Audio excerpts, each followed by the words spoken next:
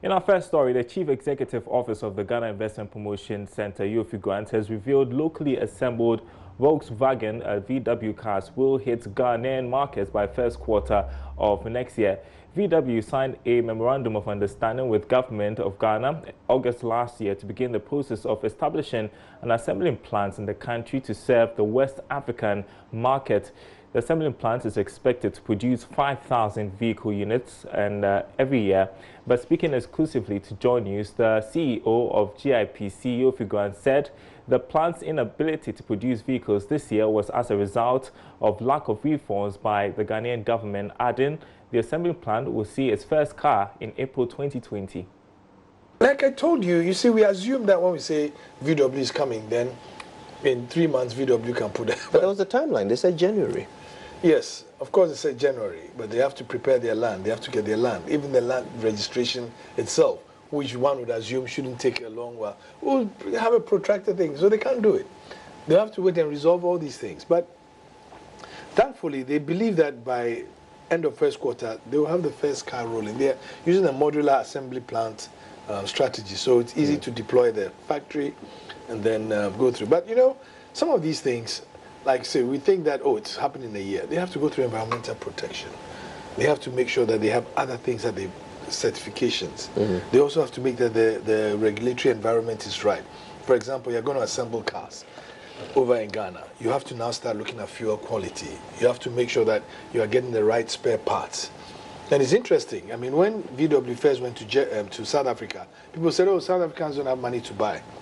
Today, they are producing original spare parts, OEM spare parts. They are also conscious of their fuel quality, etc., etc. And those are the things that we need to do, because it's just not okay to just assemble the cars if the spare parts are bad and we're not getting original spare parts.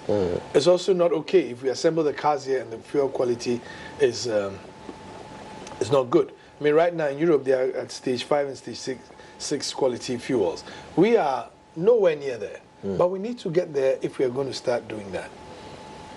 You know, so there are quite a number of things that you do, but thank God, VW, they are well on the way. I think they'll start putting the factory up pretty soon. Because it's modular, it's not going to take a long time. Before we realize, we'll be seeing VW cars rolling out on the street. How about Toyota? Toyota are still there. They are still in the works. Toyota has a global market, and so they are looking at the economies, but they are very clear that they will come to Ghana, either to do the spare parts or do knockdown assembly of cars. Because, I mean, it interests you to know that over the past 10, 20 years, Toyota cars have dominated our streets. So there's a merit for it. But the bigger market is West Africa and then Africa. So whilst they say they want to come to Ghana, they're now looking at the bigger market strategy. That takes a bit longer. It's not just them. Toyota Tsusho, which is like one of the holding companies of Toyota, is also bringing Suzuki and Renault. You know, so it's not just, and I think sometimes we are a little impatient in thinking that these things can happen once we mention it. No, it doesn't work that way. They need to convince themselves that they're taking the right decision. We also need to create the environment to make that happen. Now, Deputy Minister of Education, Dr. Yao Educhum, has said categorically that he is willing to brief former President John Mahama on the progress made by the double-track system with the introduction of the semester system. Briefing the media in response to some concerns raised by Mr. Mahama in his Facebook session a few days ago, he noted that the new system has rather improved contact hours. The semester system increased the number of contact hours from 1,080 hours to 1,130 hours, I think 34 hours. So the semester system did not in any way reduce contact hours with teachers. Because what we did was essentially look at, okay, instruction is by hours, not days, not months. So if you are introducing the semester system, what is it going to do for our students? So we had a longer school day, and then with the longer school day, our periods that were ending in 40 minutes became 60 minutes. I have a friend who is a teacher who told me for the first time he's going to finish his syllabus within 2 years because now he has more time to work with the students. So double track, which brought in semester, in no way, shape or form reduced contact hours with teachers. But of course, you can have situations where in a certain school, the school is not being run well, and somebody can make those kind of mistakes. So I'll be very happy if in the future you have the information, or the former president, if you meet him, you ask him, and I'm sure you have more access to him than myself. I've always offered to brief him if he wanted. So you have access to him, and ask him to give us the name of the school, and we'll be more than happy. Let me tell you this. Headmasters are innovative. I've met them, I've talked to them. Majority of your headmasters want to do well. They want their schools to do well. So I'll be very surprised that they'll be playing games for 3 weeks, and then a few days they talk to teachers and they send them home. I don't believe that any headmaster in this country, under the leadership of Professor Pukwa Mankwa, who is the Director General, will keep the kids on the playgrounds for 3 weeks doing nothing and then send them. I don't believe it. President Mahama, to his credit, in his 2016 budget, had talked about the fact that he was going to pilot teacher licensing, and in fact he listed some of the areas like Upper Menya Krobo, Kasina, Nankana East, as some of the areas where he was going to pilot teacher license. I give him credit for taking initiative that we also continued when we came to office. And for some reason, probably he has forgotten. That's why I'm sending this reminder that, Mr. President, John Dramani Mahama, Your Excellency, you saw the need to start the NTC teacher licensing. And when we came, we felt strongly that something as good as teacher license that you have initiated, we needed to continue. So if you're talking about counseling, I don't know what's going on. We have newspaper daily graphic headlines, which was actually 21st of September 2016. And you can see from here, by the then Director General of Ghana Education Service, talking about teacher licensing in 2016-2017 academic year. So the plan that they had begun is what we continue. And we continue because we believe it's a good thing. As a teacher, I remember the first day I got my license, and it was such a good feeling that I've been validated. The whole world knows that I'm a teacher. From education to health, about 120 million people in tropical and subtropical areas globally are infected with lymphatic filariasis, commonly called elephantiasis, a condition characterized by swollen legs, arms, and even reproductive organs. Its economic implication on victims and countries is huge due to the inability of infected persons to work. Thankfully, researchers from Ghana and Germany are reporting discovery of a cure in a joint initiative. Love Affairs Kwesi Deborah traces how the scientists made the medical breakthrough. When you say lymphatic filariasis, it is a worm disease caused by Uchira bankruptcy and Bugia malaria. But in West Africa or in Africa, it is basically caused by Uchira bankruptcy. Professor Alexander Yaudebra is principal investigator at the Filariasis Project Ghana. It is found in Africa, Asia, and Pacific. And so far, it is estimated that about 140 million people are infected, and about 1.2 billion people are, at risk. And in Ghana, for instance, it is found in all the northern regions, the 3 northern regions, and it's also found in the western region, Isma East and Ahanta West District. The disease is marked by severe swelling in the arms, legs, breast in women, and genitals in men. And when we have the infection, it leads to what is called lymphedema, which could eventually lead to elephantiasis of the leg or elephantiasis of the screw tube. The lymph system maintains the body's fluid balance and fights infection. Surprisingly, that is the abode of Filaria, thread-like worms which cause lymphatic filariasis, globally called elephantiasis. Filaria has a pretty interesting lifetime. Mating between male and female worms produces thousands of young ones known as microfilaria. Mosquitoes are transmitting agents from person to person through bites. Perhaps the scientists took a lesson from the biblical book of Zechariah. Smite the shepherd, and the sheep shall be scattered. But that is not all. Doxycycline, The scientists are using one stone to kill two birds. If you have elephantiasis or if your legs start developing and you go to the hospital, they tell you that there is no drug. They only give you paracetamol and other painkillers. So we did genetic analysis and we saw, at least we were able to identify markers which were responsible for the development of the elephantiasis. And we saw that the same drug that we used to kill the adult worm can be used to reduce these biomarkers. So we did a clinical trial. We treated about 260 patients. We gave them this drug for 6 weeks. And 2 years after, we saw that those with lower stage of elephantiasis, their legs, reverted. Now, more importantly, for the patients, what troubles them most is not even the size of the leg, but periodic attacks that they get. When they get these attacks, they become bedridden. They are not able to go to their farms or fishing. They become dependent. But when we gave them a drug, 5 years after, when we went, some of them told us that for 5 years they have not experienced any attack. They are also improving on surveillance so more cases can be detected and treated. The scientists are relying on the most formidable tool in the digital age, mobile phone. Dr. Linda Bachadebra is lead researcher. There's a system that the government is using, which is a mass drug administration process, whereby every year or biannually, people who are in communities that have the disease are treated. They are given some medication. And then when they are being treated, those who have scrotal swelling and limb swelling are also identified. Professor Richard Odame Phillips is director of the Kumasi Center for Collaborative Research. We are looking at a multidisciplinary approach rather than just looking at one aspect of these diseases. And you hear the word neglected. Neglected meaning that there's very little in terms of funding. It's a poverty-related disease, and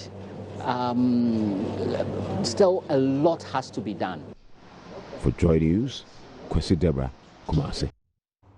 While still withheld, 5 million people have successfully renewed their NHIS registration 1 year after the introduction of a mobile registration system initiated by the authority. This was revealed by the Chief Executive of the National Health Insurance Authority, Dr. Lydia Janiselbi. She spoke to Daniel Datse in an exclusive interview. It was designed to solve a challenge. Our members were spending between 9 and 11 hours in queues trying to renew, inconveniencing everybody. They made it clear to us that the solution had to be something they could do themselves. So we came up with the *929# for them to renew themselves. In 1 year, more than 5 million people renewed themselves in the comfort of their home. It has solved challenges for us. No queues at our district offices anymore. Allows us to get out and about, educate the public, register people in marketplaces, offices. So it's been a bonus all round. Saved us some ICT costs around registration and renewal. It's been good. So what's the next step for you? Well, the renewal then triggered an authentication. So all the hospitals and clinics use, again, mobile technology to authenticate every visit. That gives us, as a nation, real-time utilization on patients across the country. Now, this is useful for the ministry, our partners, development partners, and ourselves to really tailor the healthcare needs to fit what the population wants. Then the third step was a feedback loop from the members. They asked that they want to be part of the accountability process. We send an SMS to every person that a clinic is going to make a claim. Now, Chief Executive Director or Office of Stanbic Bank Al-Hassan Andani has tasked entrepreneurs to be patient and focused if they want to survive in the business world. According to him, it is important for an entrepreneur to not lose the focus of his business or drift from it. He spoke to Kojo Youngson on the Super Morning Show today. Go through the paces, put yourself through school, just concentrate on learning, and it's a matter that is actually taking the attention of myself and a lot of my colleagues on how we can reverse, this kind of drift into Accra by the young boys and girls doing these menial jobs. Brilliant, strong boys and girls, and that actually would dovetail into what after banking and the fact that I'm a traditional ruler. I'm going to take that job extremely seriously. I'm going to serve my king and my kingdom very well, and part of it will be working with my colleague chiefs to see what programs we can put in place to stop that drift of our, best and brightest to come into the streets of Accra and Kumasi to do menial work. So that's what I'll do. I would apply myself to the very best of my ability to ensure that we can improve household incomes, improve education, and put these young boys and girls to good work. Entrepreneurs, look, this world is driven by entrepreneurs, and entrepreneurs require patience. I know great entrepreneurs. I've worked with the likes of, Zoomlion, Mr. Japan. And again, 25 years of Joy FM. Yeah. This is a true story of Ghanaian entrepreneurship. This joy and everything that you have spun out of the radio is a true Ghanaian success story of enterprise. It's a true African success story of enterprise. And if you meet the kind of professionals who've come through Joy FM and all your subsidiaries, you meet them. These are consummate professionals in everything that they do. And that is what entrepreneurs focus. So thank God I do know Mr. Chum very well. He's a brother. For Chum is a brother. And the focus with which he's done this. So entrepreneurs just need to stay focused. Don't drift. Look what NS Chemist is doing. Today in Ghana, we have our own brand of, retail, not just moving from manufacturing to a retail chain of pharmaceuticals. That's another good example of Ghanaian enterprise. Stay focused, build, use talent, use people. Very good talent, look after them, train them, and make your companies evolve. Build companies or enterprises separate from yourself. The enterprise is absolutely separate from the individual. In fact, it gets to a point, the enterprise is not very soon, when you get going as an entrepreneur, you employ great guys like, Kojo and all the people who work here. Who is Katie to say that he is the enterprise? 2019 has been merciful to us as bankers. We have recovered, and corporate Ghana is recovering along with us. The government has been supportive.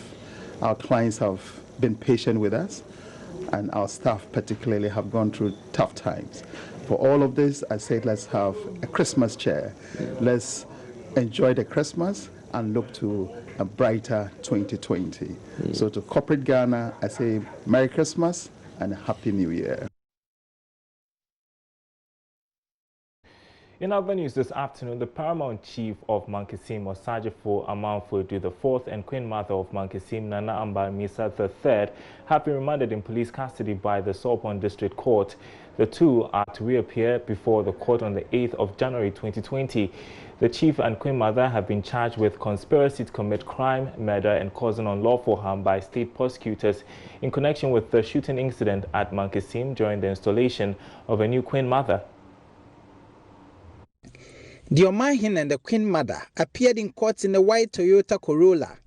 Osajifo Amanfoedu IV was in a white Batakari, while the embattled Queen Mother of Mankasim, Nana Amba Emisa III, stepped out in a traditional outfit with a headgear to match. The Mankasim chieftaincy tussle got to a head after a faction of a protracted chieftaincy dispute at Mankasim ensued a new Queen Mother after a high court in Cape Coast on November 11, 2019 ruled that the names of the Omahine of the Mankasim traditional area and the Queen Mother be expunged from the register of the National House of Chiefs. While the newly installed Queen Mother was being paraded through the principal street of Mankasim, some gunmen in a story building opened fire at those taking part in the procession. 2 persons, including the BNI officer for the Mfansama municipality, were killed, while 8 persons, including a policeman, sustained various degrees of injuries. The Central Regional Police arrested the chief and the queen mother, who they believe were part of the grand plot to scatter the enstowment process and the disturbances that ensued. Praying the court to admit them to bail, lawyer for the accused, Francis Boy-Sylvie, argued before the court, presided over by Patience Ablo, that the two were prominent members of society and would not interfere in the case. He pleaded for clemency for the two and asked the court to look at the season and the time and admit them to bail pending trial. But that never materialized. Presiding Judge Patience Ablo indicated that she has taken into consideration the time and the season but cannot grant their request. According to her, the district court has no jurisdiction to grant the accused bail in the pending case unless the High Court. She averred their status in society does not matter in the current scheme of things. She explained equality before the law is what the rule of law is all about. Lawyer for the accused, Francis Boy-Sylvie, spoke to Joy News after the proceedings. It's unfortunate that they have been arraigned before courts at a time that we are disabled from filing an application immediately at the High Court to secure their bail. But that notwithstanding, they are well conditioned. They know that they are innocent of the offense that they have been leveled against them, and the appropriate time, their innocence shall be proved. For now, they will go in, we'll do everything within our means as a team of lawyers. My other colleagues were not here. We put our heads together and know what we will do. So we are waiting the police for them to conclude their investigations, and at the appropriate time, we'll appear before courts and do whatever we have to do as far as the case is concerned. There are times that the accused persons are arraigned before a court. That day, the prosecution know that the court cannot grant them bail. All that they come to do is to have them remanded. But as I indicated, it's unfortunate that the same has happened. We were thinking that they were only going to be interrogated as yesterday, for them to be released. The two were thus remanded into police custody to reappear on the 8th of January 2020. This brings to 13 the total number of persons that have been remanded into police custody following the shooting incident at Mankesim. There was heavy security presence at the premises of the courts. I could count up to about 30 police personnel stationed at vantage points at the court premises. From the district court at Salpon, my name is Richard Kwejenyako for Joy News.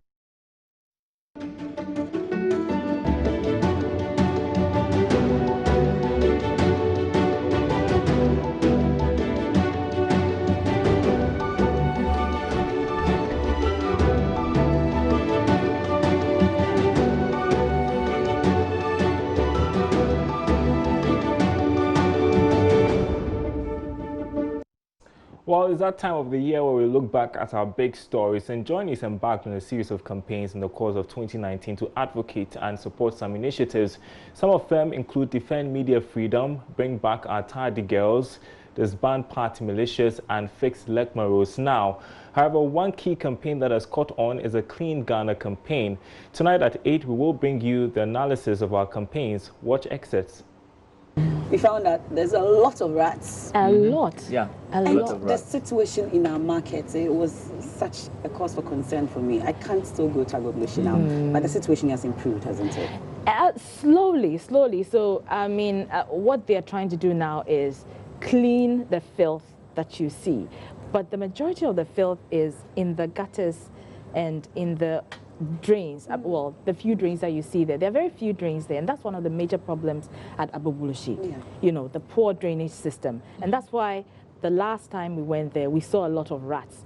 Because they don't clean the drains, because the drains are not well constructed, you have these rodents, you know, comfortably living there, and you know, and for a very long time they haven't cleaned the place. And you can imagine, I mean, these women store some of their products in the night when they go home. Can you imagine what the rodents do to the products, and then they come back the next day and then sell it? Is poisonous as well. Exactly. You know, so we may be consuming unwholesome food that we don't even know about. Yeah. So all of this is very important. So the day that the AMA officials, you know, embarked on that particular, how do I call it? The campaign? Well, when they visited the market, we knew that there was going to be a lot to see, because we had heard already that that particular market is filthy. people don't clean a lot. And so when they went there, even though they anticipated that they will see a lot of filth, what we saw there, and you saw it too on TV, I mean, everybody was shocked. And that's even edited. Edited, yes. It's terrible. And the women know this themselves. They know that, the market women and the men there, they know that they're supposed to clean after themselves when they are done,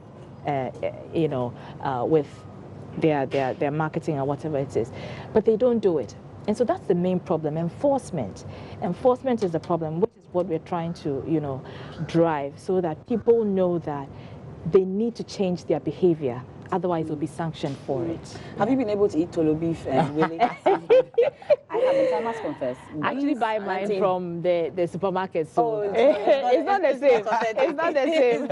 It has to be in the water. Yes, with the salt and the color. Exactly. But since then, I haven't been able to. buys in the supermarket, so. But it's not the same. The taste is not the same.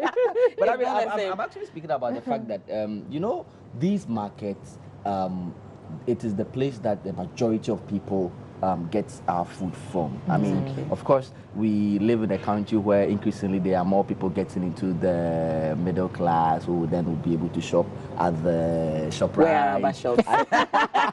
and all of these big places. But there's still a huge number of people who go to the Abubloshis, who go to the Nimas, who go to the Malata market and all of that. And so I think that it is absolutely important that campaigns like what we've embarked on are sustained, so that we really are able to not just pay lip service. Because I know that with all of these, knowing that the cameras are on them, they would go out as they've done to be seen to be doing something. But what if next year JoyNews is not keeping the cameras on them? How are we going to sustain it? Government policy. We know the government now says it wants to establish this National Sanitation Authority.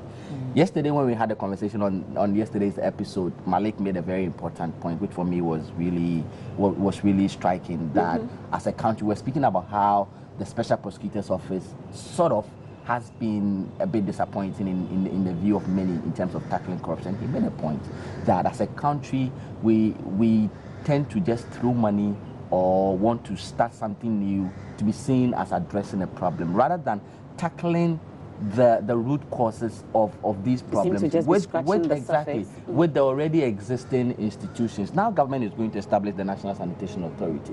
But we know, as Araba is saying, that drainage systems, for example, in our markets, haven't been taken care of for many years.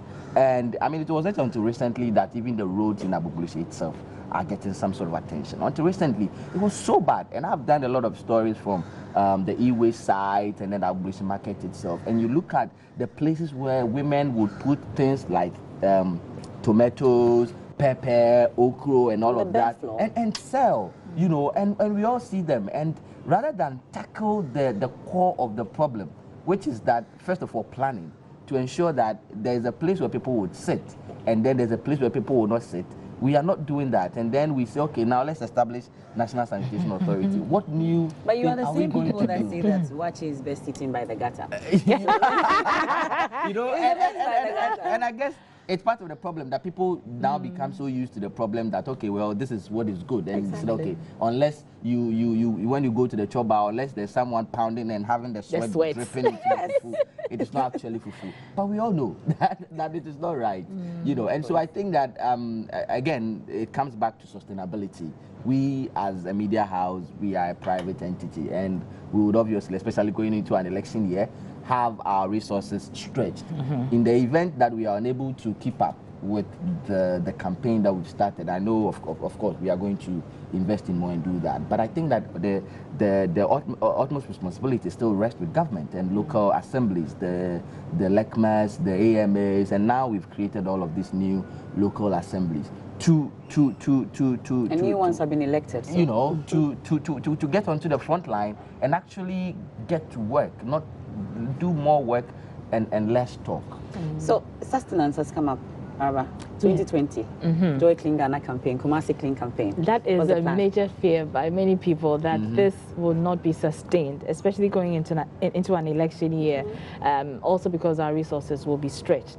But the fear is that, because it's an election year, the politicians may not want to jump on board, or they may want to sort of hinder us, you know. And so, but we are not deterred. We're not deterred. We're determined to go ahead, even though it is important for the metropolitan agencies